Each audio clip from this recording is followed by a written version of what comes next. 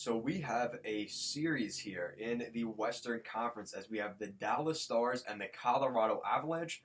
We're going to be taking a look at this series because the Dallas Stars were up 3-1, but look out. The Colorado Avalanche are looking to win this series. We'll be taking a look at that in this video. If you like what we're doing here at Goal Line Hockey, want to see the latest news around the NHL, make sure to give this video a thumbs up and a subscribe down below.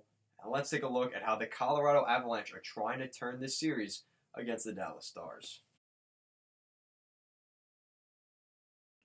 So in this second round Central Division matchup, you've got the Dallas Stars and the Colorado Avalanche. Now going into this series, in my playoff predictions for this series, I had the Colorado Avalanche winning this series. I really believe that they are the team to beat going into this series. As good as Vegas has looked, Colorado looked really solid in their last two rounds. They looked good in the round robin.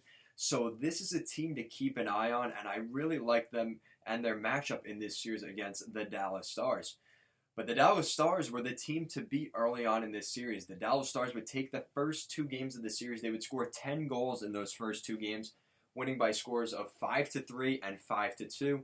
Then at Game 3, the Avalanche swing the momentum back in their favor, a 6-4 victory. It's a 2-1 series and a big Game 4 in store, and the Dallas Stars won that game. So they would go up 3-1 in this series without Ben Bishop, with some questions around, Tyler Seguin earlier in this series, whether he would be healthy or not. He came back, fortunately. But they had some questions going in this series, and they found a way to get things done. And then we go into Game 5, where the Colorado Avalanche, up against the wall, get a big victory. They win that game 6-3. They score 6 goals, a really solid effort by the Avalanche and kind of asserting some dominance back into this series. And then we go to Game 6, and the Colorado Avalanche, again, they win it 4-1. They score 10 goals in those two games, just like the Dallas Stars did earlier in this series. And the interesting thing here for the Dallas Stars is you had Anton Khudobin, who you went with early in the series, and Ben Bishop came back in Game 5, and they were hoping he could close out the series. Unfortunately, that didn't work out. So now you have the question of, well, now Khudobin goes back in for Game 6, and Game 7, you would think it's going to be Ben Bishop again. But the tide has completely turned in this series. I mean, we know all playoffs long. I'm not the first person to mention this. Nathan MacKinnon has looked amazing for the Colorado Avalanche, and he just continues to do amazing things. Honestly, some people might not like my opinion on this, but I got to tell you, Nathan MacKinnon might be the best player in the NHL, even ahead of Connor McDavid. Not just pure skill and all that, but in terms of being a gamer in the game, Nathan MacKinnon right now, my goodness, what he has done for that Avalanche team is just unreal. But anyway, so let me know in the comment section down below, what do you think of that little take there? I really like Nathan MacKinnon. He has been so good for the Avs, my goodness. But so now you've got a couple questions though for the Avs, because you've been partying it up the last two games. You're coming back in the series, but in Game 6, things didn't go necessarily perfect. It didn't go perfectly planned. They did get the win, but unfortunately now they've lost Connor Timmins on the blue line, and now their captain Gabriel Landeskog was injured as well. So they may be game time decisions for that game. It's going to be a heck of a game, though.